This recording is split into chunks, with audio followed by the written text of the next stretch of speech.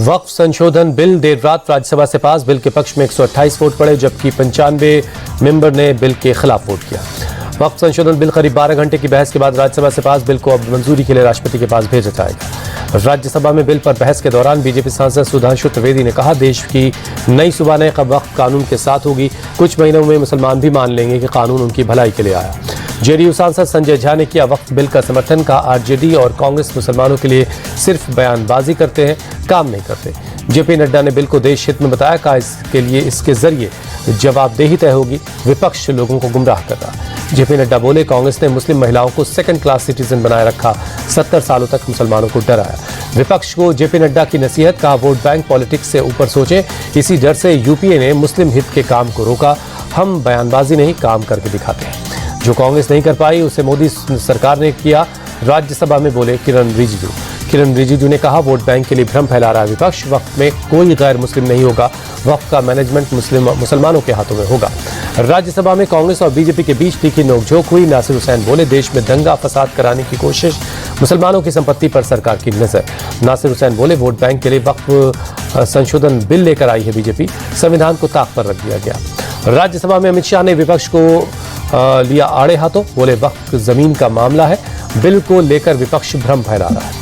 राज्यसभा में बीजेपी सांसद राधा मोहन दास अग्रवाल बोले, कहा, वक्फ बोर्ड जिस जमीन पर हाथ रख दे उसकी हो जाती है।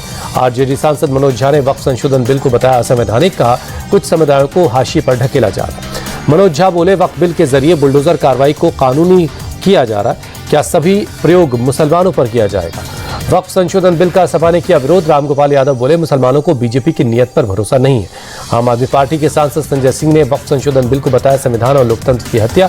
कहा, एक गैर संवैधानिक बिल को संख्या बल के आधार पर पास करवाया जाए। शिवसेना के राज्यसभा सांसद मिलिंद देवड़ा ने वक्फ संशोधन बिल के पास होने को बताया सेक्युलरिज्म के लिए ऐतिहासिक दिन। कहा, इससे मुस्लिम समाज और महिलाओं को फायदा होगा। मिलिंद देवड़ा ने शिवसेना उद्धव गुट को बताया हिंदू विरोधी पार्टी। कहा, वक्फ बिल का जिस तरह से उद्धव गुट ने विरोध किया उससे यह साबित हो गया कि वो मुस्लिम विरोधी भी है। संसद में वक्फ संशोधन बिल के समर्थन के बाद जेडीयू में उठे विरोध के सुर। पार्टी के अल्पसंख्यक सचिव मोहम्मद शाहनवाज मलिक ने दिया पार्टी से इस्तीफा। मोहम्मद शाहनवाज मलिक ने लोकसभा में ललन सिंह के बयान पर जताई नाराजगी। कहा, राज्य के मुसलमानों का नीतीश कुमार से भरोसा टूट चुका है। जेडीयू के सीनियर नेता मोहम्मद कासिम अंसारी ने भी पार्टी से दिया इस्तीफा। वक्फ संशोधन बिल के समर्थन में जताई नाराजगी। कहा, जेडीयू ने मुसलमानों के भरोसे को तोड़ा। वक्फ संशोधन बिल पास होने के बाद लखनऊ में जुमे की नमाज को लेकर पुलिस अलर्ट। शहर में निकाला गया फ्लैग मार्च। वक्फ बिल पास होने के बाद मुरादाबाद में भी पुलिस अलर्ट। कानून व्यवस्था बनाए रखने के लिए पुलिस ने गश्त की। राज्यसभा में देर रात तक चली मणिपुर में हिंसा के मुद्दे पर चर्चा। राज्य में राष्ट्रपति शासन लगाने पर राज्यसभा में लगी मोहर। गृहमंत्री अमित शाह ने जल्द ही मणिपुर विवाद सुलझाने का दिया भरोसा। कहा, मणिपुर के 2 संघर्षरत समुदायों की अगली बैठक दिल्ली में होगी।